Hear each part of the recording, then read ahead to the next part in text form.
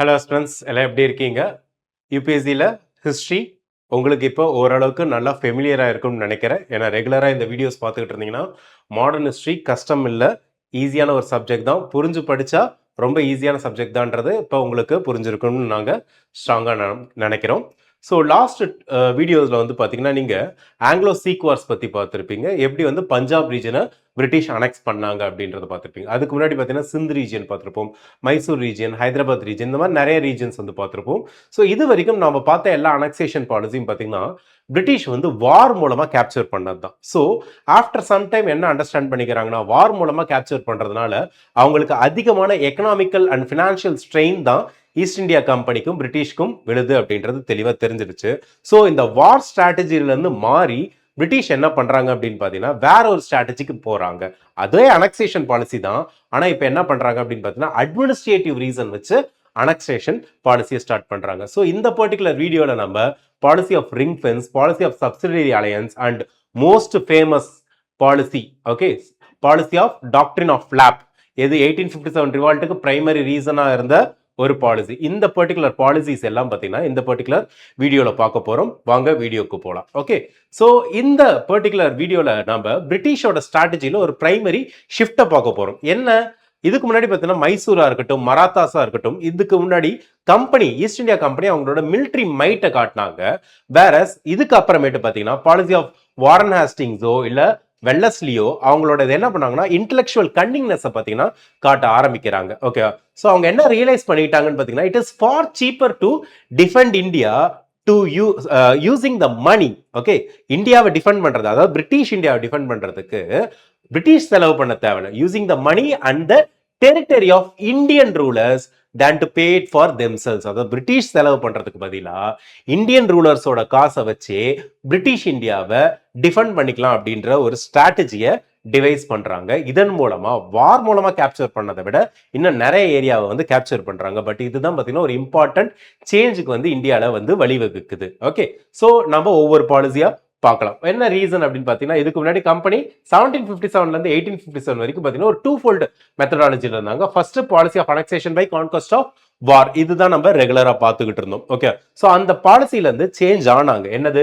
Policy of annexation by diplomacy and administrative mechanism. இந்தியாவில் இருக்க administrative mechanism சரியில்லை அப்படின்னு சொல்லி குறை சொல்லி அதுக்கு சில நாள் எக்ஸாம்பிள்ஸும் இருக்கு. ஆனால் மேக்ஸிமம் பார்த்தீங்கன்னா எங்களோட அனெக்சேஷன் பாலிசியில ரூத்லெஸ்ஸாக தான் கேப்சர் பண்ணியிருப்பாங்க. ஓகே, ஸோ என்ன பண்றாங்க, ரீசன் சொல்லி, அட்மினிஸ்ட்ரேட்டிவ் ரீசன் சொல்லி ஸ்டேட்ஸ் எல்லாத்தையும் கேப்சர் பண்றாங்க. இந்தியன் ரூலர்ஸும் அப்ப வீக்கா இருக்கிறதுனால வேற வழியே இல்லாம அக்செப்ட் பண்ணிக்கிறாங்க. நிறைய பேர் ரிவால்ட் பண்றாங்க. இதுதான் பின்னாடி ஒரு மிகப்பெரிய இஷ்யூவா மாறுது. ஸோ இந்த பர்டிகுலர் சாப்டர்ல நம்ம என்ன பார்க்க போறோம்னா வாரன் ஹாஸ்டிங்ஸோட ரிங் ஃபென்ஸ் பாலிசி பார்க்க போறோம், வெல்லஸ்லியோட subsidiary alliance policy and most importantly டல்ஹௌசியோட டாக்ட்ரின் ஆஃப் லாப்ஸ் பாலிசியை பார்க்க போறோம். இது வந்து பார்த்தீங்கன்னா ஸ்ட்ராட்டஜி ஆஃப் ப்ரோஆக்டிவ் டிஃபென்ஸ் அப்படின்னுவாங்க. Let's get into the video. Okay, so இதுக்கு முன்னாடி பார்த்தீங்கன்னா பிரிட்டிஷ் உங்களுக்கு இந்த பாலிசிலாம் இது பண்றதுக்கு முன்னாடி they were at the equal footing. Okay, Marathas, Mysore and Hyderabad region kingdom மாதிரி பிரிட்டிஷும் பார்த்தீங்கன்னா ஒரு ஈக்குவலான கண்டெண்டர் ஃபார் இந்தியன் எம்பையர் அப்படின்னு தான் இருந்தாங்க. பட் அந்த ஆஸ்பெக்ட்ல இருந்து மாறிட்டு என்ன பண்றாங்கன்னா இந்தியாவில் பிரிட்டிஷ் எம்பையர் அப்படின்ற கான்செப்ட் கொண்டு வராங்க. So policy of ring fence அப்படின்றது பார்த்தீங்கன்னா பஃபர் ஜோன்ஸை கிரியேட் பண்றதுக்காக கிரியேட் பண்ண ஒரு பாலிசி ஆகும். Okay, so when Warren Hastings actually become the governor general, company வந்து பாத்தீங்கன்னா ஒரு பிக் பிரதர் ரேஞ்சுக்கு போல, விச் மீன்ஸ் அதுதான் most powerful person or most powerful entity of India அப்படின்ற சுச்சுவேஷனுக்கு போல. It was one of the several powers. எப்படி மராத்தாஸ் மாதிரி, மைசூர் மாதிரி பார்த்தீங்கன்னா one of the several power. Okay, so இந்த ரிங் ஃபென்ஸ் பாலிசி அப்படின்றது பார்த்தீங்கன்னா nothing but a buffer zone strategy. Okay, என்ன பஃபர் ஜோன் ஸ்ட்ராட்டஜி அப்படின்னு பார்த்தீங்கன்னா ஒரு இந்தியன் ரூலர் இருக்காங்க. லெட்ஸ் சே தட் அவங்க வந்து ஒரு ஏரியாவை ரூல் பண்ணிட்டு இருக்காங்க. இந்த இடத்துல பிரிட்டிஷ் இருக்காங்க. They want to protect their own house, அதாவது பெங்கால் வந்து அவங்களோட ஓன் ஹவுஸ்ன்னு வச்சுக்கோங்களேன். ஸோ அதை திருட வரவன உங்களோட ஃப்ரண்ட் டோர்ல வச்சு, அதாவது பெங்காலோட ஃப்ரண்ட் டோர்ல வச்சு அட்டாக் பண்ண வேணாம், ஆர் பெங்காலோட ஃப்ரண்ட் டோரை டிஃபெண்ட் பண்ண வேணாம். அதுக்கு பதிலாக நெய்பரோட ஃபென்ஸுக்கு போயிட்டு உங்களோட இது நீங்க ரூல் பண்ற ஸ்டேட் இருக்கு, அதுக்கு பக்கத்துல ஒரு ஸ்டேட் இருக்கு. ஸோ அந்த ஸ்டேட்டோட ஃபென்ஸ்ல போயிட்டு நீங்க பிரிவென்ட் பண்ணுங்க எனிமி வரத அப்படின்றாங்க. Okay, let me explain to you. So இது பெங்கால், இது ஆவாத், பிரிட்டிஷோட எனிமீஸ் இங்க இருக்காங்க. இது பெங்கால், இது ஆவாத். பிரிட்டிஷோட எனிமீஸ் இங்க இருக்காங்க. இவங்க இங்க வந்து பிரிட்டிஷ் அடிக்கணும் அப்படின்னா கண்டிப்பா ஆவாத் வழியா தானே வரணும்.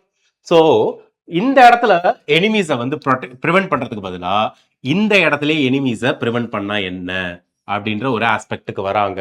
அதுதான் இந்த பாலிசி ஆஃப் ரிங் ஃபென்ஸோட பேசிக்கே. அது மட்டும் இல்லாம it is an economic master stroke அப்படின்னு சொல்லலாம். ஏன் அப்படின்னா defend at the expense of Indian princes or Indian kingdoms அப்படின்றதான் பார்த்தீங்கன்னா மோஸ்ட் இம்பார்ட்டன்ட் இதே. ஓகே, ஸோ இதனால என்ன ஆகுது அப்படின்னு பார்த்தீங்கன்னா by defending the frontiers of Awadh, இந்த இடத்துல உங்களுக்கு ஒரு எக்ஸாம்பிள் சொன்ன பார்த்தீங்களா, by defending the frontiers of Awadh British வந்து ஒரு விஷயத்தை என்ஷூர் பண்றாங்க. என்னது, any Afghan or Marathas invite பண்றாங்க. எதுக்கு பிரிட்டிஷை வந்து இன்வைட் பண்ண ட்ரை பண்றாங்க அப்படின்னு பார்த்தீங்கன்னா first they would exhaust themself at the gates of Awadh before reaching the wealthy plains of Bengal. So இது ரொம்ப ஒரு மாஸ்டர் ஸ்ட்ரோக் அப்படின்னு சொல்லலாம். ஓகேங்களா, அது மட்டும் இல்லாமல் இது வந்து டிஃபென்சிவ் மாஸ்டர் ஸ்ட்ரோக் மட்டும் இல்லை, ஒரு எக்கனாமிக் மாஸ்டர் ஸ்ட்ரோக்னு சொல்லலாம். எதுக்காக, they are defending British territory at the expense of Indians, at the expense of Indians. The most brilliant and the most ruthless part, the most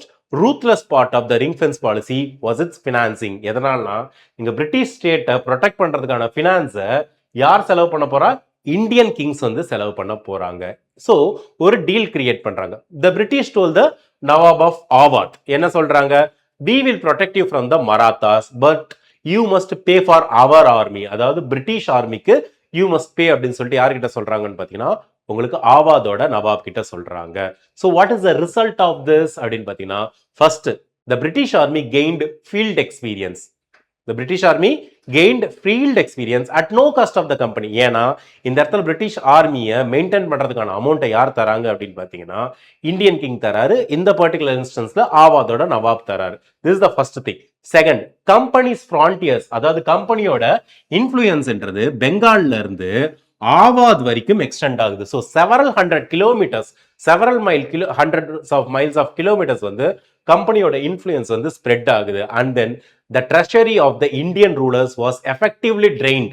ஏன்னா இவர் தான் காசு செலவு பண்றார். ஓகே, அதனால வேற வழியே இல்லாம ஆவாதோட நவாப் பிரிட்டிஷ மிலிட்டரிலி டிபெண்ட் பண்ணியிருக்காரு.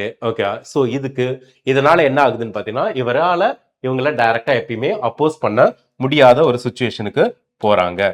Okay, so that is the crucial aspect, economic master stroke of the ring fence policy. Okay, so இது பார்க்கலாம். பாலிசி ஆஃப் டிஃபென்ஸ் அப்படின்றது என்னன்னா அவங்களோட அவங்களோட ஃபென்ஸை டிஃபெண்ட் பண்ணாம நெய்பர்ஸோட ஃபென்ஸை ஃப்ரான்டியர்ஸை டிஃபெண்ட் பண்றாங்க. ஓகேங்களா, ஸோ அதனால என்ன ஆகுது, as I said, company undertook to organize the defense of frontiers of Awadh. And most importantly இதுக்கான ஃபினான்ஸை யார் பண்றாங்க, நவாப் ஆஃப் ஆவாத் தான் பண்றாங்க. ஸோ இதனால கம்பெனியோட ட்ரூப்பை ஆவாத் நவாப் மெயின்டைன் பண்றாரு. அதனால அவர் என்ன பிலீவ் பண்றாரு, அவரோட ஏரியாவுக்கு கம்பெனி டிஃபென்ஸ் தராங்க அப்படின்னு நம்புறாரு.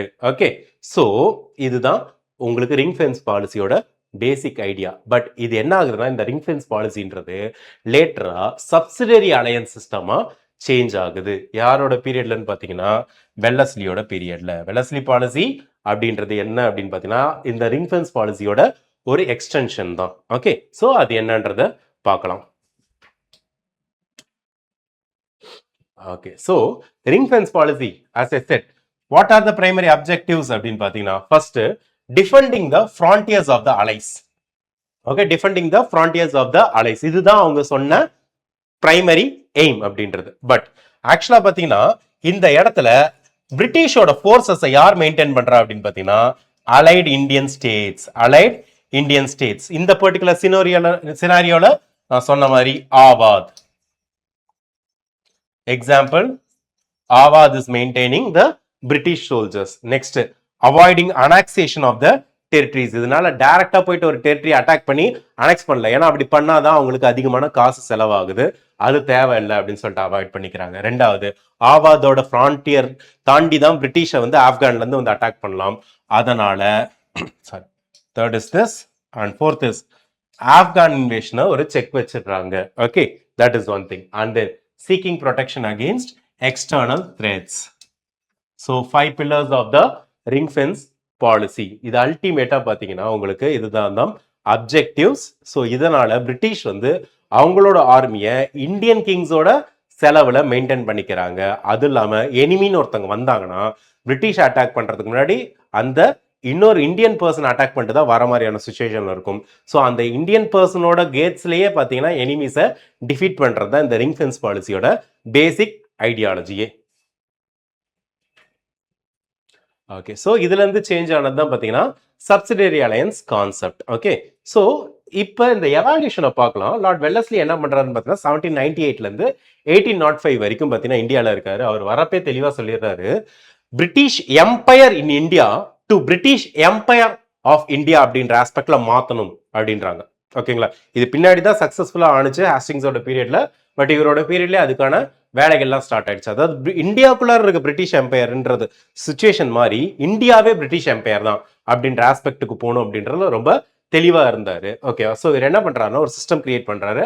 அந்த சிஸ்டம் பேர் தான் சப்சிடரி அலையன்ஸ் சிஸ்டம். இந்த சிஸ்டத்தோட பேசிஸ்ல இந்தியன் ஸ்டேட் என்ன பண்ணணும்னா ஒரு பெர்மனன்ட் ஸ்டாண்டிங் ஆர்மியை அவங்களோட கண்ட்ரிக்குள்ளார அக்செப்ட் பண்ணிக்கணும். That is first thing. And தென் இப்படி ஸ்டே பண்ற ஆர்மிக்கு இந்த இந்தியன் கிங்ஸ் என்ன பண்ணணும்னா சப்சிடி பே பண்ணும். அதனால தான் இதுக்கு பேரு சப்சிடரி அலையன்ஸ். ஓகே, ஸோ இதுல பிரிட்டிஷ் வந்து பாரமவுண்ட் பவர்னும் இந்தியன் பவர்ஸ் வாசல்ஸ் அப்படின்னு சொல்லுவாங்க. Paramount and Versailles.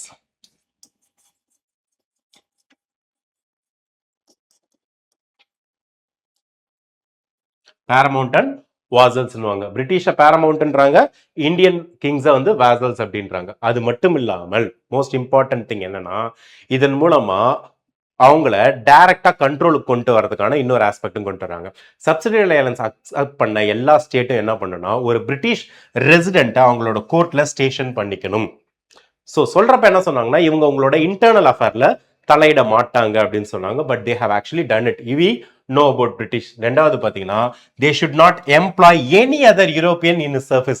This is the master stroke. என்னன்னா இந்தியன்ஸ்க்கு யூரோப்பியன் ஸ்டைல்டு ஆர்மி தேவைப்பட்டது. இதை பிரெஞ்சு தான் இனிஷியலா கொடுத்துக்கிட்டு இருந்தாங்க.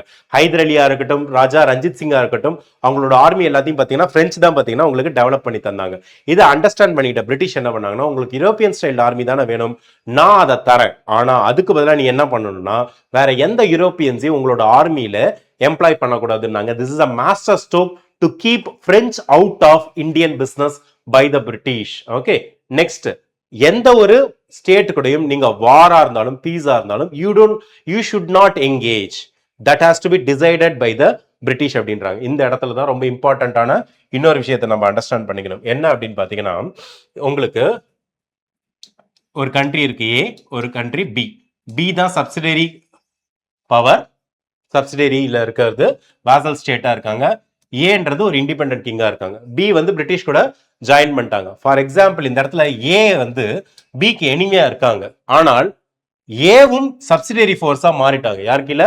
பிரிட்டிஷ் கீழே மாறிட்டாங்க. அதாவது வாசலா மாறிட்டாங்கன்னா பியும் ஏவும் ஒரிஜினலா எனிமியா இருந்தாலும் பரவாயில்ல. இப்ப பிரிட்டிஷ் என்ன சொல்றாங்கன்னா நீங்க ரெண்டு பேரும் ஃப்ரெண்ட் ஆயிடணும் அப்படின்னா வேற வழியே இல்லாம பியும் ஏவும் ஃப்ரெண்டா தான் ஆகணும். ஏன்னா both are Versailles under the British. இன்னொரு சினாரியோ சொல்றேன். பி சப்சிடரி ஃபோர்ஸா இருக்கிறாங்க, ஏ வந்து பாத்தீங்கன்னா சப்சிடரி ஃபோர்ஸா அக்செப்ட் பண்ணிக்கல. ஆனால் பியும் ஏவும் ஃப்ரெண்ட்ஸா இருக்காங்க ஒரிஜினலாவே.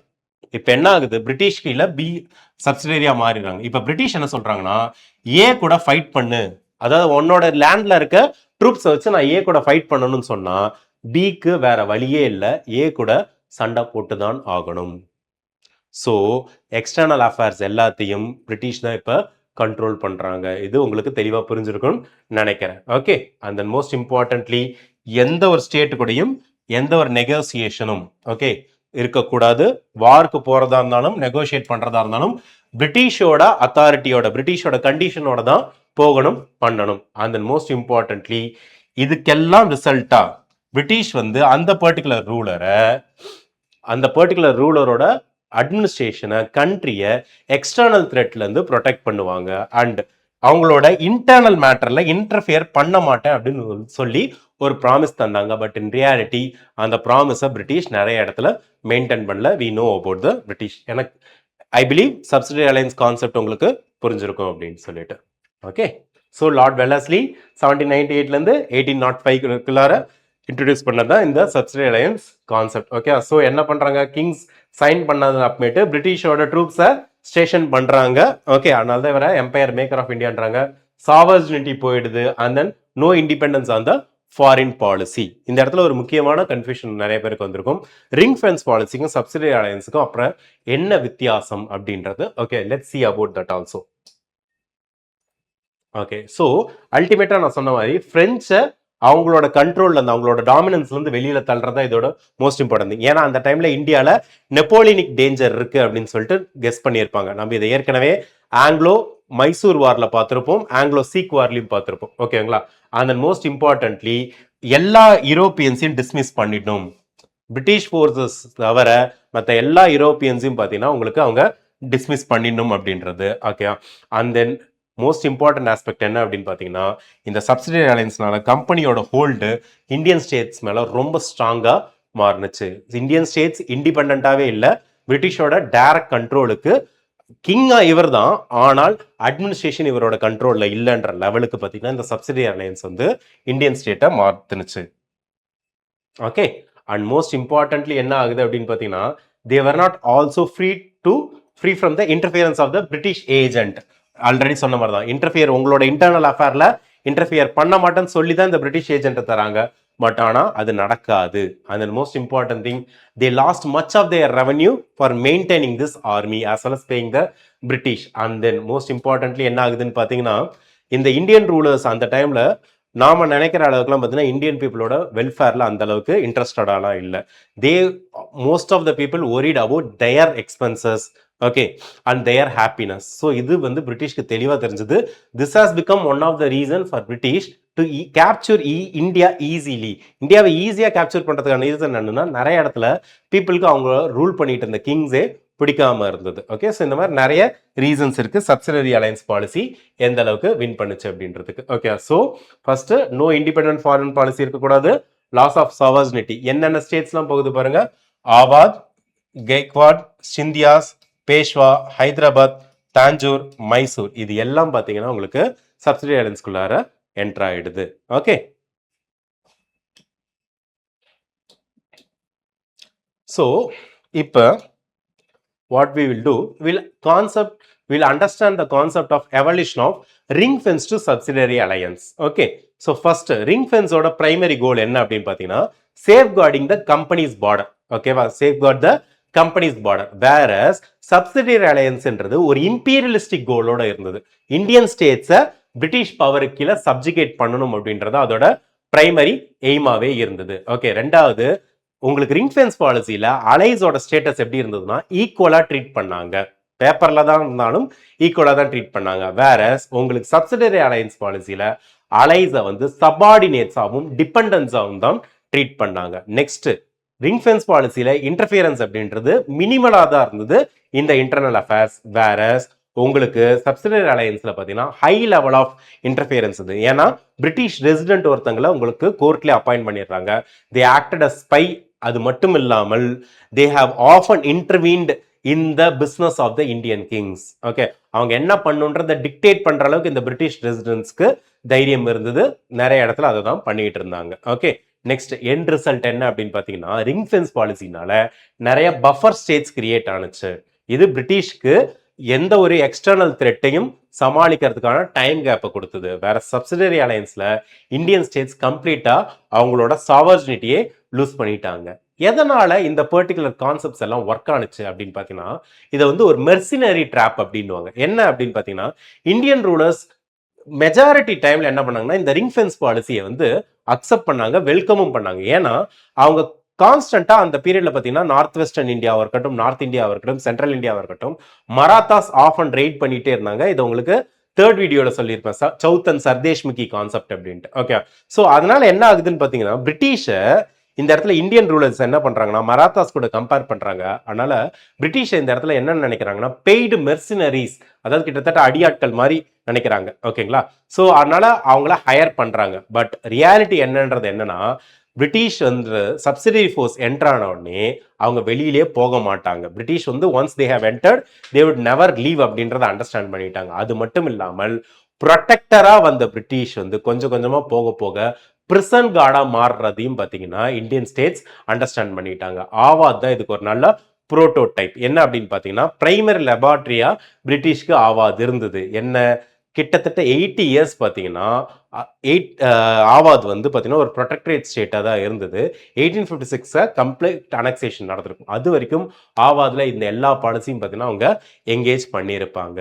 ஓகே, ஸோ இந்த ப்ரொடெக்டரேட் லாஜிக் அப்படின்றது என்னன்னா, I will protect you from your enemies but first you must disband your army and day for mine அப்படின்றது தான் இந்த ப்ரொடெக்டரேட் லாஜிக். அதாவது பாலிசி ஆஃப் ரிங் ஃபென்ஸாக இருக்கட்டும், பாலிசி ஆஃப் சப்சிடரி அலையன்ஸாக இருக்கட்டும், இதோட பிரைமரி எய்மே அதுதான். Okay, and then most importantly பிரிட்டிஷ்க்கு என்ன பெனிஃபிட்னா, இந்த பாலிசி பிரிட்டிஷை ஒரு பெரிய ஸ்டாண்டிங் ஆர்மியை, ஒரு மேசிவ் ஸ்டாண்டிங் ஆர்மியை மெயின்டைன் பண்ண விட்டது அக்ராஸ் இந்தியா. பட் ஆனால் இந்த ஆர்மியை மெயின்டைன் பண்றதுக்கு பிரிட்டிஷ் வந்து அவங்களோட ட்ரெஷரியிலேருந்து சிங்கிள் ருபி கூட பே பண்ணவே தேவையில்லை அப்படின்றதான். வேற சப்சிடரி அலையன்ஸ்ன்றது ஒரு டிப்ளமேட்டிக் கில்லட்டின் அப்படின்னு சொல்லலாம். சப்சிடரி அலையன்ஸ்ன்றது ஒரு டிப்ளமேட்டிக் கில்லட்டின். கில்லட்டின்னா கழுத்தை வெட்டுறதுக்காக வச்சிருக்க மிஷின். ஓகேங்களா? So subsidiary alliance is the diplomatic guillotine of British East India company. எதுக்காகனா ரிங் ஃபென்ஸ் பாலிசின்றது பிரிட்டிஷ் பார்டர்ஸை ப்ரொடெக்ட் பண்றதுக்காக கிரியேட் பண்ணது. வேற வெல்லஸ்லியோட சப்சிடரி அலையன்ஸ்ன்றது இந்தியன் பீப்புளோட சாவர்ஜினிட்டியை கம்ப்ளீட்டா டிஸ்மேண்டில் பண்றது,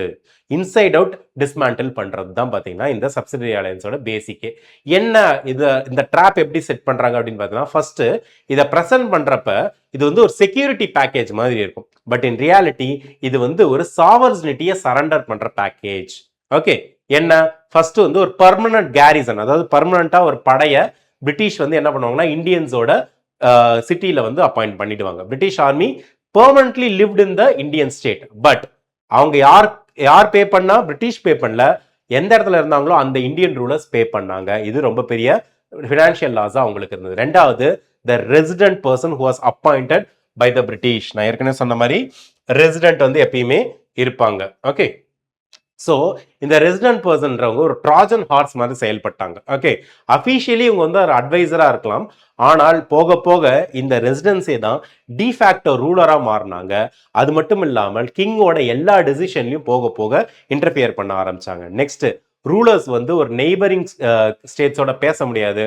ஒரு பிரெஞ்சு எக்ஸ்பர்ட்ஸை வந்து ஹையர் பண்ண முடியாது. பிரிட்டிஷ் இதுக்கு பெர்மிஷன் தரணும், ஆனால் தர மாட்டாங்க. அதனால என்ன ஆகுதுன்னு பார்த்தீங்கன்னா, கிங்ன்றவர் போக போக ஒரு லோக்கல் அட்மினிஸ்ட்ரேட்டரா மாறுறாரு. ஓகே, இது எல்லாத்துக்கும் காரணம் என்னன்னா பிரெஞ்சு பேரனோயா தான். என்ன, வெல்லஸ்லியோட பயத்துக்கு காரணமே நெப்போலியன் தான். ஏன்னா எந்த டைம்ல வேணாலும் நெப்போலியன் இந்தியா வந்து அட்டாக் பண்ணிடலான்ற பயத்துல தான் பார்த்தீங்கன்னா அவரு ஆல் நான் பிரிட்டிஷ் பர்சன்ஸ் வந்து எக்ஸ்பெல் பண்ணுன்றதுல ரொம்ப குறியா இருந்தாரு. அதுல மோஸ்ட் இம்பார்ட்டன்ட்லி கம்பெனி ஒரு விஷயத்த கரெக்டா என்ஷூர் பண்ணாங்க. என்னது, France could never find a landing spot on any Indian soil. நல்லா ஞாபகம் இருக்கா உங்களுக்கு? வந்து திப்பு சுல்தான் வந்து ட்ரிவாங்கூர் இதை கேப்சர் பண்ண போவார். அப்பதான் பார்த்தீங்கன்னா அவருக்கான ஃபைனல் வாருக்கான எல்லா விஷயங்களும் நடக்கும். ஓகே, ஸோ பிரெஞ்சு இந்தியாவில் வந்து இறங்கறதுக்கு எந்த ஒரு இடமும் ஏற்படுத்தி கொடுத்துடக்கூடாதுன்றதுல பிரிட்டிஷ் ரொம்ப தெளிவாக இருந்தாங்க.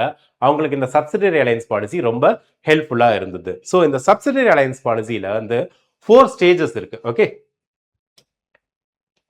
4 ஸ்டேஜஸ். என்னென்ன இந்த 4 ஸ்டேஜஸ்னா, first stage is helping hand. என்னது, பிரிட்டிஷ் வந்து பாத்தீங்கன்னா ஒரு அலைக்கு வந்து ஒரு பர்டிகுலர் வால்ல ஹெல்ப் பண்ணுவாங்க. செகண்ட் என்ன பண்ணுவாங்கன்னா, 2 பேரும் சேர்ந்து, அந்த அலைஸும் சரி பிரிட்டிஷும் சரி சேர்ந்து ஃபைட் பண்ணுவாங்க. இதுதான் second stage, joint venture stage அப்படின்னுவாங்க. தேர்ட் வந்து ப்ரொடெக்ஷன் ஃபீஸ். என்ன, உங்களுக்கு வந்து பாத்தீங்கன்னா நீங்க ஆர்மியை மெயின்டைன் பண்ணி கஷ்டப்படாதீங்க, உங்க ஆர்மியை டிஸ்பேண்ட் பண்ணிடுங்க, அதுக்கு பதிலாக பிரிட்டிஷ் ஆர்மி தரோம், அதுக்கு நீங்க என்ன பண்ணுங்க அப்படின்னு பாத்தீங்கன்னா கேஷ் மட்டும் கொடுத்தா போதுன்றாங்க. பிரிட்டிஷ் இதனால இப்ப என்ன பண்றாங்கன்னா இந்தியன் கிங்ஸோட டிஃபென்ஸை மேனேஜ் பண்ண ஆரம்பிக்கிறாங்க. ஃபோர்த்து தான் territorial bound of flush. Okay, என்னது, உங்களால் ரெகுலரா காசு தர முடியலன்னா பிரச்சனை இல்லை, அது போல உங்களோட டெரிட்டரியில கொஞ்சம் கொஞ்சமா தாங்கன்றாங்க. இதுதான் சப்சிடரி அலையன்ஸ் சிஸ்டத்தோட பிரைமரி செக்கே. என்ன, அந்த இந்தியன் ரூலர்ஸ்க்கு கேஷ் ரொம்ப கம்மியா ஆகிறப்ப, அவங்க கேஷை பே பண்றதுக்கு ஃபெயில் ஆகிறப்ப பிரிட்டிஷ் என்ன பண்ணாங்கன்னா இந்தியன் ரூலர்ஸோட கண்ட்ரோல்ல இருக்க ஃபெர்டைல் லேண்டை அந்த கேஷ் பேமெண்ட்டுக்கு ஈக்குவலா கேட்கறாங்க.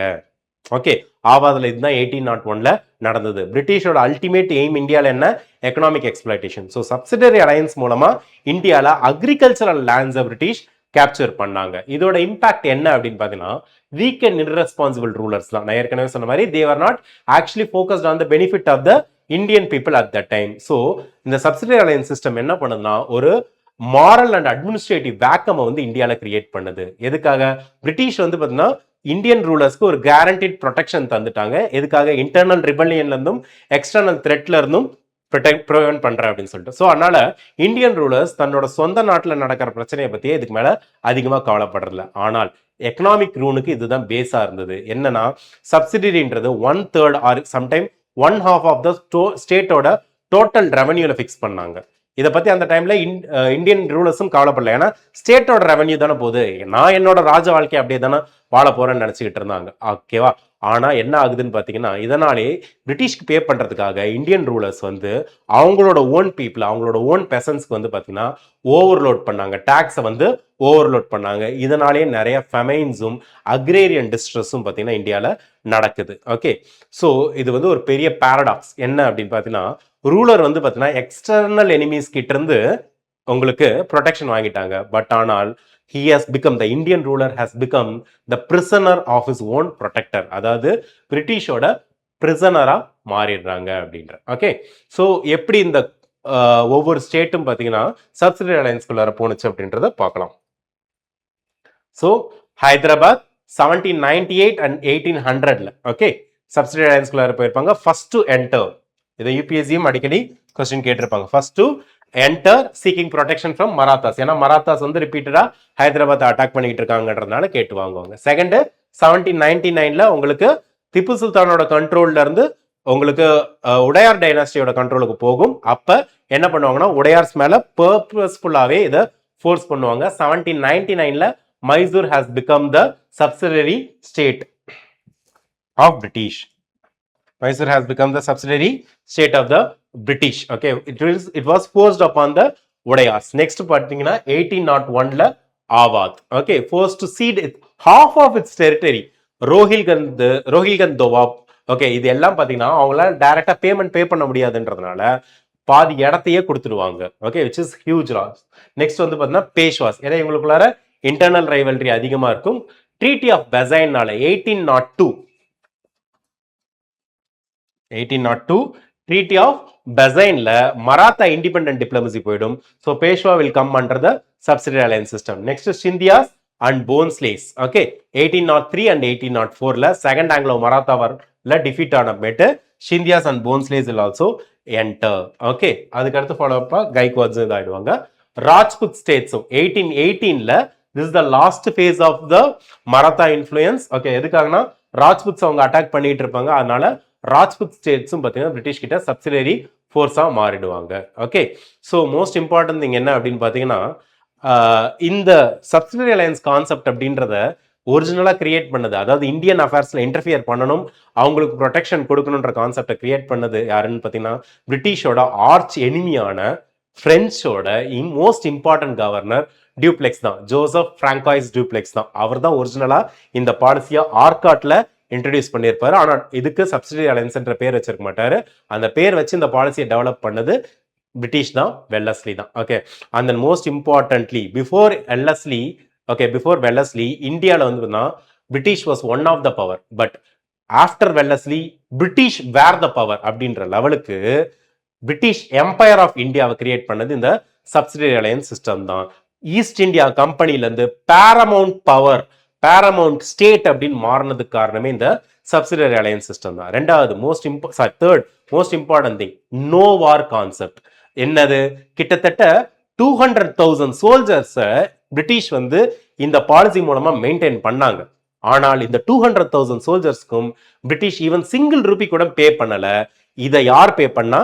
Indian kings who has become the vassals of the paramount power, இவங்க தான் பே பண்ணாங்க. In reality Indian tax payers Indian கிங்ஸ்க்கு பே பண்றாங்க, இந்தியன் கிங்ஸ் அதை பிரிட்டிஷ்க்கு பே பண்றாங்க. ஸோ சப்சிடரி அலையன்ஸ் சிஸ்டம் தான் இந்தியாவை பிரிட்டிஷ் இந்தியாவா மாத்துனுச்சுன்னு சொன்னா அது மிகையாகாது. Okay, I hope you have understood the concept. Next let's move to doctrine of lapse. இது ரொம்ப ரொம்ப இம்பார்ட்டன்ட் ஆனது. ஏன்னா 1857 ரிவால்ட்டுக்கு ஒரு பிரைமரி ரீசன், அது மட்டும் இல்லாம நிறைய ஸ்டேட்ஸை பிரிட்டிஷோட கண்ட்ரோல் கீழே கொண்டு போனதும் டாக்ட்ரின் ஆஃப் லாப்ஸ் தான். So, doctrine of lapse is the final aggressive stage of British expansion. before the Great Indian Revolt of 1857. Okay. Subsidiary allianceன்றத slow poison of Indian sovereignty சொல்லலாம்னா doctrine of lapse ன்றது surgical strike on the Indian sovereignty which has ended it அப்படின்னு சொல்லலாம். Okay, எதுக்காக இந்த concept மூலமா நிறைய ஸ்டேட்ஸை உங்களுக்கு கம்ப்ளீட்டா பிரிட்டிஷ் கீழே கொண்டு வந்துட்டாங்க. அதனால தான் இதை சர்ஜிக்கல் ஸ்ட்ரைக்னு சொல்லலாம். இதுல ஒரு இன்ட்ரெஸ்டிங்கான விஷயம் என்னன்னு பார்த்தீங்கன்னா, இந்த கான்செப்டை இன்ட்ரடியூஸ் பண்ணது டல்ஹவுசி கிடையாது, but he has ruthlessly applied this concept. இதன் மூலமா இந்தியாவோட மேப்பே அவர் டிரான்ஸ்ஃபார்ம் பண்றாரு. And then he shook the foundations of the traditional Indian authority using the doctrine of lapse methodology. எதுக்காகன்னு பார்த்தீங்கன்னா, ஒரு லீகல் கிரே ஏரியாவை தான் யூஸ் பண்றாங்க. இந்த டாக்ட்ரின் ஆஃப் லேப்ஸ் அப்படின்னா என்ன? டாக்ட்ரின்னா லா அப்படின்னு அர்த்தம், லேப்ஸ் அப்படின்னா எண்டுன்னு அர்த்தம். லாப்சிங், டாக்ட்ரின்னா லா. ஓகே, ஸோ என்ன கான்செப்ட் அப்படின்னு பாருங்க. இந்த டாக்ட்ரின் மூலமா ஒரு இந்தியன் ஸ்டேட்டுக்கு, ஒரு இந்தியன் கிங்குக்கு அடாப்டட் சன் இருந்தாங்கன்னா, ஓகே, அவங்க அவங்களோட ஃபாதர் அதாவது கிங்கோட பிரைவேட் ப்ராப்பர்ட்டிக்கு வேணா அத்தாரிட்டி ஆகலாமே தவிர அவங்களோட கிங்டம்க்கு அதாவது ஸ்டேட்டுக்கு அத்தாரிட்டி ஆக முடியாது அப்படின்னு சொல்றதா இந்த டாக்டரினோட பேசிக் ஐடியாவே. ஓகே, ஸோ இப்போ என்ன ஆகுதுன்னா, இந்த இடத்துல பாரமவுண்ட் பவரா இருக்க பிரிட்டிஷ் இருக்காங்க பாத்தீங்களா, அவங்க தான் டிசைட் பண்ணுவாங்க வெதர் இந்த அடாப்டட் சன் அப்படின்றவங்க கிங்கா மாறுவாங்களா மாற மாட்டாங்களா அப்படின்றத யார் டிசைட் பண்றா? பிரிட்டிஷ் தான் டிசைட் பண்றாங்க. இந்த இடத்துல ஒரு நல்ல கேள்வி வரலாம், எங்க இருந்தோ இங்க வந்துட்டு இந்தியாவில் இருக்க பர்சன்ஸ் கிங்கா ஆகலாமா வேணாமான்னு பிரிட்டிஷ் டிசைட் பண்றாங்களா? என்ன கொடுமை எதுன்னு பாத்தீங்கன்னா, இதுதான் ரியாலிட்டி. ஓகே, ஸோ எதனால இந்த சுச்சுவேஷன் வந்ததுன்னு பார்த்தீங்கன்னா, ஒரு லீகல் கிரே ஏரியா இருக்கு. இதுக்கான பேசிஸே பார்த்தீங்கன்னா இந்தியன்ஸ் தான் கிரியேட் பண்றாங்க. ஓகே, ஸோ ஆக்சுவலா பார்த்தீங்கன்னா மகாராஜா ரஞ்சித் சிங் அவரோட எல்லைக்கு தள்ளி இருந்த சில ஏரியால பார்த்தீங்கன்னா இந்த கான்செப்டை வந்து இம்ப்ளிமெண்ட் பண்றாரு. எதுக்காக அப்படின்னு பார்த்தீங்கன்னா, ஒரிஜினலா இது ஹிந்து ஸ்கிரிப்சர்ஸ்லேயே இருக்கிற விஷயம் தான், ஆனால் அதை கொஞ்சம் மாடரேட் பண்ணி மாடிஃபை பண்ணி தான் பார்த்தீங்கன்னா இந்த டாக்ட்ரின் ஆஃப் லேப்ஸ் அப்படின்றத டெவலப் பண்ணியிருப்பாங்க. பிரிட்டிஷ் வந்து பார்த்தீங்கன்னா ஒரிஜினலா இந்த policy Hindu code of law or Hindu succession law base பண்ணி தான் இருக்குன்னு சொல்லுவாங்க. பட் மோஸ்ட் இம்பார்ட்டன்ட்லி இது அவங்களுக்கு ஏற்ற மாதிரி அவங்க இன்டர்பிரேட் பண்ணிட்டாங்க rather than an established custom. First thing, property versus power. நான் ஏற்கனவே சொன்ன மாதிரி ஃபாதரோட பிரைவேட் ப்ராப்பர்ட்டி எடுத்துக்கலாம், ஆனால் இந்த இடத்துல அவங்க பவர் எடுத்துக்க முடியாது அப்படின்றாங்க. And then paramountcy claim of British. British தான் இதுல அல்டிமேட் திங் எக்ஸ்பிரஸ் பண்றாங்க, அவங்களோட சுப்பீரியாரிட்டியை எக்ஸ்பிரஸ் பண்றாங்க. இதன் மூலமா இந்தியன் ரூலர்ஸ் சாவரின்ஸ் கிடையாது, அதாவது இண்டிபெண்டன்ட் பர்சன் கிடையாது. பிரிட்டிஷ் பாரமவுண்டோட வாசல்ஸ், அதாவது சப் ஸ்டாண்டர்ட்ல இருக்கிறவங்க தான் அப்படின்ற ஆஸ்பெக்டையும் பார்த்தீங்கன்னா எக்ஸ்பிளைன் பண்றாங்க, எக்ஸ்பிரஸ் பண்றாங்க. ஸோ டல்ஹவுசி இதன் மூலமா நிறைய இடத்த இது பண்றாரு. as I said, Dalhousie was not the originator. அவர் பார்த்தீங்கன்னா ஏற்கனவே இருந்த பாலிசி தான் ஹை லெவல்ல ரூத்லெஸ்ஸா என்ஃபோர்ஸ் பண்றாரு. Okay, so introduced by Dalhousie. It required Lord Dalhousie, it required the natural male heirs. ராஜாவோட பையன் தான், அவருக்கு டைரக்டா பிறந்த பையன் தான் அடுத்த கிங் ஆக முடியும் அப்படின்றாங்க. It has adopted all the it has rejected all the adopted sons. Okay, அப்படி அக்செப்ட் பண்ணுனா அது பிரிட்டிஷ் தான் அக்செப்ட் பண்ணுன்றாங்க. இதன் மூலமா நிறைய ஸ்டேட்ஸை அனெக்ஸ் பண்ணாங்க. Will see what are the states. Udaipur, Sambalpur, Jhansi, Nagpur. Okay, and இது இந்தியால அல்டிமேட்லி நிறைய ரிபல்லியன்ஸை ப்ரோவோக் பண்ணுச்சு. Most importantly 1857 revolt. Okay, so எஃபெக்டும் ரிசல்ட்டும் நிறைய இருந்தது. ஸோ இந்த சப்சிடரி அலையன்ஸ் கான்செப்டை பார்க்கலாம். இதன் மூலமா என்னென்ன ஸ்டேட்ஸ் வந்து விழுந்தது அப்படின்றத பார்க்கலாம். So Dalhousie was an unabashed imperialist. Okay, அவர் டைரக்ட் பிரிட்டிஷ் ரூல் தான் morally superior to Indian rule அப்படின்றத ரொம்ப சாலிடா பிலீவ் பண்ணாரு.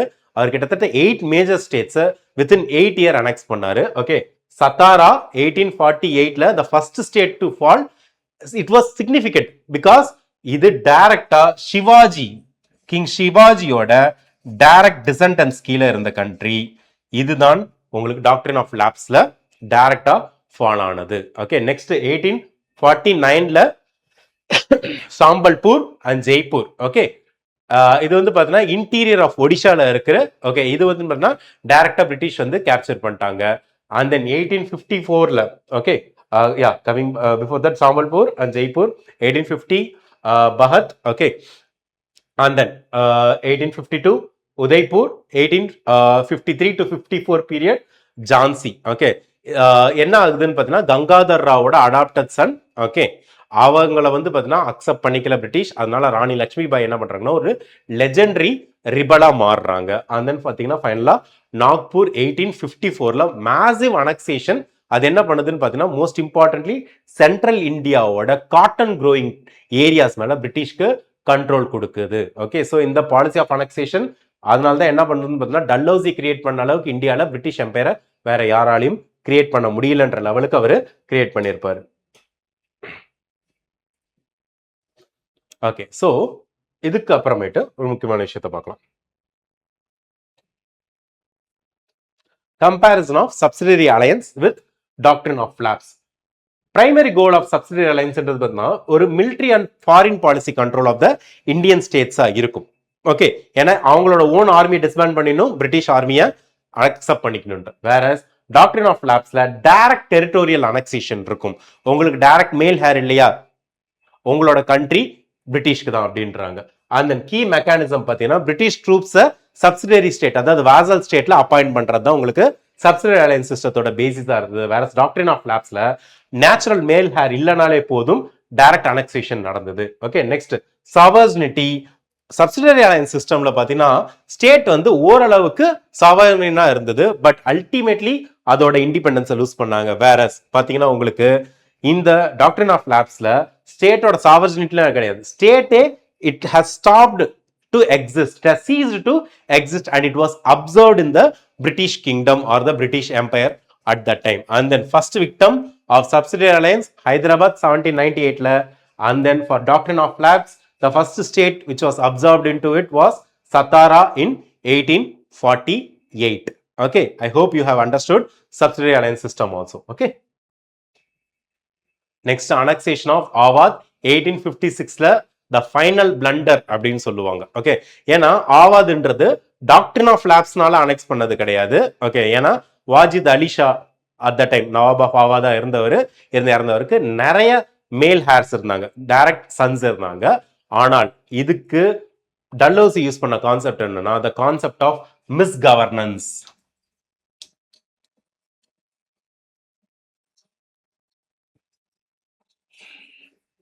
the concept of misgovernance என்ன அப்படின்னு பார்த்தீங்கன்னா ஒரு மால் அட்மினிஸ்ட்ரேஷன் நடந்தது அப்படின்னு சொல்லுவாங்க. ஆக்சுவலா ஆவாது வந்து நிஜமாலுமே ஒரு இன்டர்னல் கேயாஸ் நடந்துகிட்டு இருக்கும்.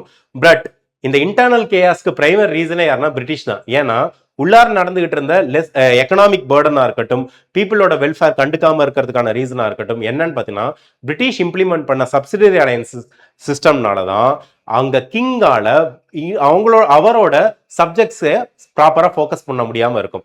இதனால நடந்த ரிவால்ஸ் காரணம் காட்டி பிரிட்டிஷ் என்ன பண்ணுவாங்கன்னா ஆவாத கேப்சர் பண்ணுவாங்க. லிசன், சப்சிடரி அலையன்ஸ் சிஸ்டம் யாருது? பிரிட்டிஷோடது. இந்த சிஸ்டம் இம்ப்ளிமெண்ட் பண்ணதுனால டேமேஜ் ஆன ஸ்டேட் யாரு? ஆவாத். அதனால ஆவாத கேப்சர் பண்ணது யாரு? பிரிட்டிஷ். இதுதான் irony of the maladministration or misgovernance அப்படின்னு சொல்லுவாங்க. ஸோ இந்த இடத்துல நவாபுக்கு எந்த பவரும் இல்லை கவர்ன் பண்றதுக்கு. அண்ட் மோஸ்ட் இம்பார்ட்டன்ட்லி பிரிட்டிஷோட டாக்ஸஸ் பார்த்தீங்கன்னா கம்ப்ளீட்டா அவரை பேங்க் கரப்ட் பண்ணிடுச்சு. ரெண்டாவது பார்த்தீங்கன்னா இந்த இடத்துல தான் என்ன பண்ணுவாங்க, உங்களுக்கு பிரிட்டிஷ் வந்து இந்த ஆவாதுன்ற ரீஜன்ல நிறைய கலவரம் நடக்குது, அதனால அந்த இடத்துல ரிப்போர்ட் எடுக்க சொல்லி ஒருத்தங்களை அனுப்புவாங்க, அவுட்ராம் அப்படின்னுவாங்க. ஸோ ஸ்லீமேன் அப்படின்றவர் அனுப்புவாங்க. Lord Dalhousie will send Sleeman, ஓகேங்களா, ஆவாதுக்கு. எதுக்காக அப்படின்னு பார்த்தீங்கன்னா ஆவாத் ஃபுல்லா சுத்தி பார்த்துட்டு அங்க நடக்கிறத பத்தி எங்களுக்கு சொல்லுங்க அப்படின்னுவாங்க. அதே மாதிரி அவுட்ராம் அப்படின்னு ஒருத்தர் இருப்பாரு, அவுட்ராம் அப்படின்னு ஒருத்தங்க இருப்பாங்க. ஸோ டல்ஹௌசி என்ன பண்ணாருன்னா இந்த ரிப்போர்ட்ஸை வச்சுட்டு இங்க நடக்கிறது வந்து ஒரு அனார்கிக்கல் ரூல், அதனால பிரிட்டிஷ் வந்து இந்த இடத்த டேக் ஓவர் பண்ணணும் அப்படின்னு சொல்லிட்டு அதை ஜஸ்டிஃபை பண்ணுவார். அது மட்டும் இல்லாமல் most importantly Awadh was the primary recruiting ground for East India company's army. So அதனால என்ன ஆகுது, ஆவாத கேப்சர் பண்ணிட்டு நவாபை டிப்போஸ் பண்றாங்க. ஓகே, ஸோ இதனால என்ன ஆகுதுன்னு பார்த்தீங்கன்னா நிறைய அரிஸ்டோகிராட்ஸ் இருக்காங்க தாலுக்தாஸ், அவங்கள ரொம்ப ஹியூமிலியேட் பண்றாங்க. அவங்க தான் அந்த தாலுக்தார்ஸ் தான் என்ன பண்றாங்கன்னா 1857 ரிவால்ட் வரதுக்கு பிரைமரி ரீசனா இருக்கிறாங்க. And then most importantly Awadh ரீஜன்ல இருந்து நிறைய சோல்ஜர்ஸ் வந்து பாத்தீங்கன்னா உங்களுக்கு பிரிட்டிஷ் ஈஸ்ட் இந்தியா கம்பெனியில் ஒர்க் பண்ணிட்டு இருக்காங்க. ஆனால் அவங்களோட மதர் கண்ட்ரியான ஆவாதை கேப்சர் பண்ணதை ஒரு சீட் ஆஃப் பிட்ரேயலா இவங்க பார்க்குறாங்க. யாரு? இந்த ஈஸ்ட் இந்தியா கம்பெனியோட இந்தியன் சோல்ஜர்ஸ் பார்க்குறாங்க. ஓகே, அண்ட் மோஸ்ட் இம்பார்ட்டன்ட்லி ஒரு விஷயத்தை அண்டர்ஸ்டாண்ட் பண்ணிக்கணும். 1856ல டல்ஹௌசி மேக்ஸிமம் ஆஃப் இந்தியன் ஸ்டேட்ஸை கேப்சர் பண்ணிடுறாரு, which was actually started by Robert Clive a century back. And then most importantly, in the 1856 அப்ப British have ruled approximately 2/3 of India directly. Okay, and boiling point என்ன அப்படின்னு பார்த்தீங்கன்னா ultimately Indian பிரின்சஸோட சென்டிமெண்ட்ஸே கம்ப்ளீட்டா இவங்க neglect பண்ணிடுறாங்க. Indian பீப்புளோட religious ப்ராக்டிசஸையோ significance of அடாப்ஷனையோ இவங்க நெக்லெக்ட் பண்ணிடுறாங்க. அண்ட் மோஸ்ட் இம்பார்ட்டன்ட்லி இவர் என்ன பண்றாருன்னா Dalhousie various sections of Indian society, பிரின்சஸா இருக்கட்டும், சிப்பாய்ஸா இருக்கட்டும், தாலுக்தார்ஸா இருக்கட்டும், இவங்க எல்லாத்தையும் ஈஸ்ட் இந்தியா கம்பெனியோட காமன் எனிமியா சேஞ்ச் பண்றாரு. ஓகே, ஸோ இதனால தான் லேட்டரா என்ன ஆகுதுன்னு பார்த்தா 1857 ரிவால்ட் நடக்குது. இந்த 1857 ரிவால்ட் தான் மதர் ஆஃப் ஆல் ரிவால்ட்ஸ் அப்படின்னு சொல்றாங்க. ஓகேங்களா? ஸோ டல்ஹௌசியோட சக்சஸ் என்னன்னா வித்தின் 8 இயர்ஸ்க்குள்ளார கிட்டத்தட்ட 250,000 ஸ்கொயர் மைல்ஸ் எம்பையர் கூட ஆட் பண்ணியிருக்காரு. அது மட்டும் இல்லாம ரயில்வே ஆட் பண்ணியிருப்பாரு, கொண்டு வந்திருப்பாரு, டெலிகிராஃப் சிஸ்டம் டெவலப் பண்ணியிருப்பாரு, மாடர்ன் போஸ்டல் சிஸ்டம்லாம் டெவலப் பண்ணியிருப்பாரு. ஓகே, நான் ஏற்கனவே சொன்ன மாதிரி அனெக்சேஷன் ஆஃப் ஆவாத் நடந்த போயிட்டு நவாப் ஆஃப் ஆவாத் வாஜித் அலிஷாவை எக்ஸைல் பண்ணியிருப்பாங்க, அவரை கல்கட்டாக்கு சென்ட் பண்ணியிருப்பாங்க. அவர் என்ன பண்ணுவார்னா அவரோட ஜூ ஓகே வச்சிருப்பாரு, எங்க ஆவாத்ல வச்சிருப்பாரு, அதை எடுத்துட்டு கூட கூட்டிட்டு போவாரு, மியூசிஷியன்ஸை கூட்டிட்டு போவாரு, as well as culture of லக்னோவையும் எடுத்துட்டு போவார். இதை கொண்டு போயிட்டு உங்களுக்கு கல்கட்டாவோட கல்ச்சரை வந்து அவர் ஹை லெவல்ல என்ரிச் பண்ணுவாரு. Okay, so most important thing நம்ம கான்செப்ட் பார்த்தோம். உங்களுக்கு இப்போ இந்த பர்டிகுலர் வீடியோல பாலிசி ஆஃப் அனெக்சேஷன்ல policy of ring fence, policy of subsidiary alliance and then doctrine of lapse 3 policy பார்த்தோம். Let's see the questions which are related to these policies. First, which one of the following statement does not apply to the system of subsidiary alliance introduced by Lord Wellesley? It is a UPSC Civil Services Examination question 2018 la கேட்டது. To maintain a large standing army at others' expenses. Yes, that is correct. இந்த இடத்துல not applyன்றது கேட்கறாங்க.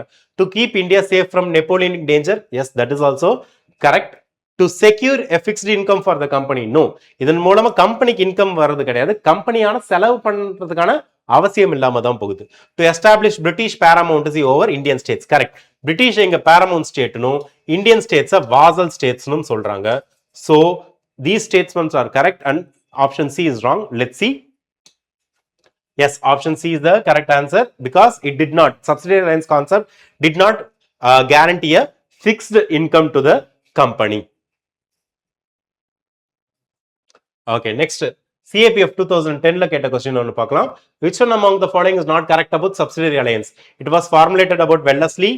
British army was posted in the subsidiary state. It did not recognize and adapted heir to the subsidiary state. No, this is doctrine of lapse oda concept. Okay, a British resident was posted in the subsidiary state. Yes, that is also correct. Let's see. எது wrong on option கேக்குறாங்க? Yes, option C. It did not recognize and adapted heir to subsidiary state because this concept is actually hallmark of doctrine of lapse introduced by Dalhousie, not the subsidiary alliance concept which was introduced by Lord Wellesley. With reference to colonial rule of India, which one of the following was not the future of subsidiary alliance system?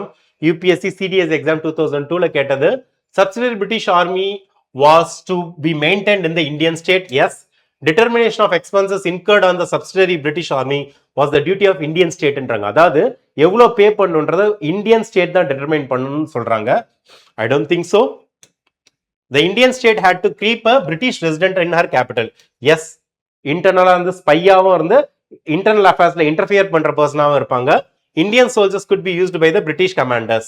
Yes, that is also correct. ஏன்னா Indian சோல்ஜர்ஸை recruit பண்ணி east India கம்பெனியோட ஃபோர்ஸுக்குள்ளார இது பண்றாங்க, recruit பண்றாங்க, and then அதனால யூஸும் பண்றாங்க. So yes, option B is not the future of subsidiary alliance. That is also correct. Okay, next. During the colonial period, the first subsidiary alliance was concluded with which particular state? Answer பண்ணுங்க பார்க்கலாம். இதுக்கு கீழே comment பண்ணுங்க. Comment பண்ணிட்டு next ஸ்லைடை பாருங்க. Okay, ஒரு முக்கியமான விஷயம், கொஸ்டின்ஸ்க்கு தைரியமா ஆன்சர் பண்ணுங்க. அப்பதான் உங்க மைண்ட்ல ஃபிக்ஸ் ஆகும் இது சரி இது தப்புன்ட்டு. ஸோ ஆவாத், மைசூர், ஹைதராபாத் அண்ட் பேஷ்வான்னு சொல்லியிருக்காங்க.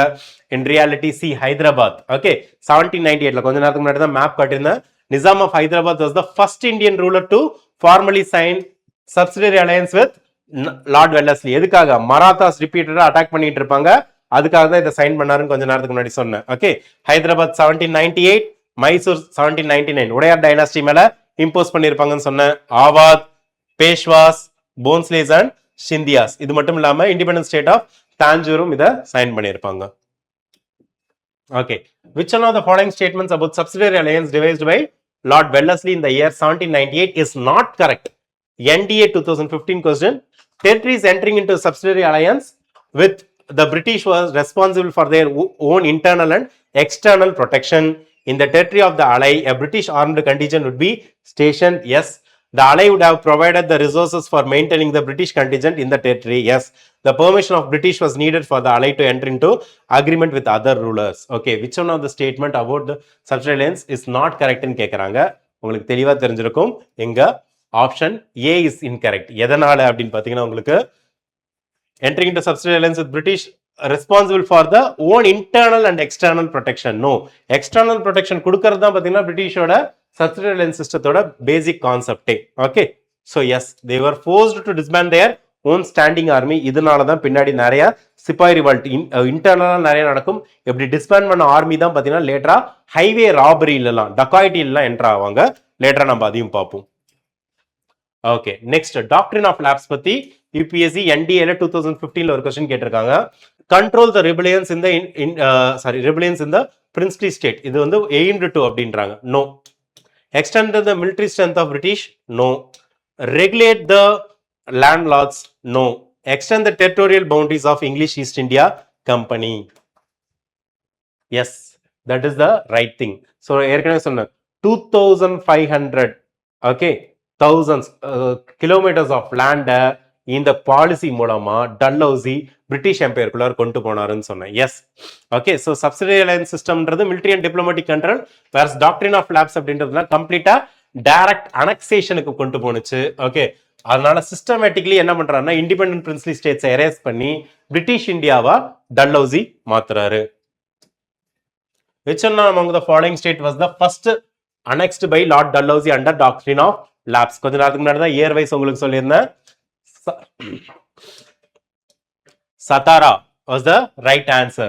So 1848ல ஸ்டேட் ஆஃப் சத்தாரா அனெக்ஸ் பண்றாங்க. After the ruler Appa Sahib வந்து டைரக்ட் மேல் ஹேர் இல்லாம இறந்துருவார். இவர் யாருன்னா சிவாஜியோட டைரக்ட் டிசெண்டன்ட். ஸோ சத்தாரா 1848ல அனெக்ஸ் பண்றாங்க.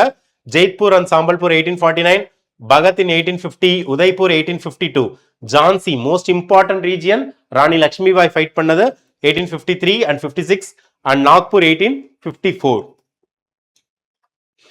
Consider the following princely states of British rule in India. Okay, Jhansi, Sambalpur and Satara. They are asking about correct chronological order in which they were annexed by British. Actually இதுல மூணுமே annexe பண்ணிட்டாங்க. ஆனா என்னன்னு கேக்குறாங்க, உங்களுக்கே தெரியும். This is the first one. So 3, 2, 1. Okay, chronological order. Satara in 1848. Okay, அப்பா சாஹிப் ஓட டெத்துக்கு அப்புறமேட்டு நேச்சுரல் மேல் ஹேர்ஸ் இருக்க மாட்டாங்க, அதனால அனெக்ஸ் பண்ணிடுவாங்க. சாம்பல்பூர் 1849ல 1 year after the ruler Raja Narayan Singh, அவருக்கு எந்த சக்சஸரும் இல்லாம இறந்ததுனால அனெக்ஸ் பண்ணியிருப்பாங்க. அண்ட் தென் பாத்தீங்கன்னா உங்களுக்கு Jhansi in 1853. Okay, death of Raja Gangadhar Rao. Okay, adopted son Damodar Rao. Okay, அவரை பிரிட்டிஷ் அக்செப்ட் பண்ணிக்க மாட்டாங்க. அதனால என்ன ஆகுதுன்னு பாத்தீங்கன்னா உங்களுக்கு ஜான்சிய கேப்சர் பண்றாங்க. ஓகே, ஸோ சப்சிடியரி அலையன்ஸ் ரிலேட்டடா யூபிஎஸ்சி இது வரைக்கும் என்னென்ன கொஸ்டின்ஸ்லாம் எடுத்து கேட்டிருக்காங்கன்றத பார்க்கலாம். ஓகே, பேக் இன் 2018 இந்த கொஸ்டின் கேட்டாங்க. Which of the following statement is not correct related to subsidiary alliance? To maintain a large standing army at others' expense. Correct தான். To keep India safe from Napoleonic danger. Yes. To keep British India safe from Napoleonic danger. To secure a fixed income for the company. No, this is actually not correct. இதனால கம்பெனிக்கு income வந்தது அப்படின்னு சொல்ல முடியாது. ஏன்னா இன்கம்ன்றது tax income தான் சொல்ல முடியும். To establish British paramountcy over Indian states. Yes, British என்ன பண்ணாங்கன்னா அவங்கள பாரமவுண்ட் ஸ்டேட்டாவும் இந்த சப்சிடியரி அலையன்ஸ் கீழே இருந்த ஸ்டேட்ஸை வேசல் ஸ்டேட்டாவும் அனௌன்ஸ் பண்ணாங்க. So option C is wrong here. So as I said, yes, option C is the correct answer, which means that is the wrong option here. To maintain a large standing army, yes, that is correct. To keep India safe from Napoleonic danger, that is also correct. And to establish British paramountcy over the princely Indian states, that is also correct. And which among the following is not correct regarding subsidiary alliance? Again, this is the UPSC CAPF 2010 question. As I said, UPSC interrelates question. அதாவது ஒரு இடத்துல ஒரு எக்ஸாம்ல கேட்ட கொஸ்டினை இன்னொரு எக்ஸாம்ல கேட்பாங்க. நிறைய எக்ஸாம்பிள்ஸ் இருக்கு. Which one among the following is not correct about subsidiary alliance system? Formulated by Wellesley, British army was posted in the subsidiary state. It did not recognize an adapted heir to the subsidiary state. A British resident was posted in the subsidiary state. Listen, இதுல option C அப்படின்றது adapted heir வந்து accept பண்ணாது. Doctrine of lapse policy, not subsidiary alliance policy. So C is wrong. So இந்த மாதிரி previous year question பார்க்கறதுனால நம்மளோட knowledge வந்து கரெக்டா டாபிக்கை படிக்கிறப்ப எப்படி ஃபியூச்சர்ல யூபிஎஸ்சி கேட்பாங்க அப்படின்ற மென்டாலிட்டிக்கு அடாப்ட் ஆகும். ஸோ இந்த பர்டிகுலர் இதில் சி கேம்பையரை கேப்சர் பண்ணதுமேட்டு என்ன நடந்ததுன்றதை பார்த்தோம். ஓகே, இது ரிலேட்டடாக யூபிஎஸ்சியில் வந்த கொஸ்டின்ஸ் எல்லாத்தையும் அனலைஸ் பண்ணலாம். 2004 கடைசியாக கேட்டிருக்காங்க. Do not worry, UPSC tend to repeat the questions and concepts now and then. அது 20 இயர்ஸாக இருக்கட்டும், 30 இயர்ஸாக இருக்கட்டும், ஹிஸ்ட்ரியில் வந்து எப்பயுமே அது ரிலவெண்ட் தான். ஓகே, ஸோ இங்கே என்ன பண்ணியிருக்காங்க? ஆங்கிலோ மராத்தா வார், தேர்ட் மைசூர் வார், ஃபர்ஸ்ட் ஆங்கிலோ பர்மீஸ் வார், செகண்ட் சிக் வார், இதோட டைம் லைன் கொடுத்து இது எல்லாம் கரெக்டாக மேட்ச் ஆயிருக்கா அப்படின்னு கேட்டாங்க. ஸோ ஆக்சுவலி D2 and 3 மட்டும்தான் கரெக்டாக மேட்ச் ஆயிருக்கு. என்ன அப்படின்னு பார்த்தீங்கன்னா 1767 1769 வரைக்கும் பார்த்தீங்கன்னா உங்களுக்கு ஃபர்ஸ்ட் ஆங்கிலோ மைசூர் வார் தான் நடந்திருக்கு. ஓகே, அண்ட் தென் செகண்ட் பார்த்தீங்கன்னா தேர்ட் ஆங்கிலோ மைசூர் வார் பார்த்தீங்கன்னா இந்த பர்டிகுலர் பீரியட்ல நடந்திருக்கு. And then first Anglo Burmese வாரும் பார்த்தீங்கன்னா இதே பீரியட்ல தான் நடந்திருக்கு. வேற 1845 to 1846 தான் பார்த்தீங்கன்னா ஃபர்ஸ்ட் ஆங்கிலோ சீக் வார் நடந்தது. வேற செகண்ட் ஆங்கிலோ சீக் வார் வந்து பார்த்தீங்கன்னா உங்களுக்கு 1848 1849 வரைக்கும் தான் நடந்தது. ஸோ ஆஸ்பிரன்ஸ், இந்த பர்டிகுலர் செக்மெண்டோட எண்டுக்கு வந்துட்டோம். இந்த பர்டிகுலர் வீடியோவில் as I said உங்களுக்கு different policy of annexation and administration policy பார்த்தோம். உங்களுக்கு பாலிசி ஆஃப் ரிங் ஃபென்ஸ் பார்த்தோம், policy of subsidiary alliance and doctrine of lapse, அது மட்டும் இல்லாமல் ஆவாத் எப்படி அனெக்ஸ் பண்ணாங்கன்னு பார்த்தோம். நிறைய ப்ரீவியஸ் இயர் கொஸ்டினும் பார்த்தோம். Okay, so go through the video. Okay, மறக்காம சேவ் பண்ணிட்டு ரிப்பீட்டடாக பாருங்க. அப்போதான் மாடர்ன் ஹிஸ்ட்ரி உங்களுக்கு ஈஸியாக புரியும். ஓகே, உங்களுக்கு எந்த டவுட்ஸாக இருந்தாலும் கமெண்ட்ல மென்ஷன் பண்ணுங்க. Will be clearing you as soon as possible. Okay, so without forgetting, please like this video, share this video and subscribe to Veranda IAS for more interesting academic content. Thank you very much. Veranda IAS, where your dream becomes reality.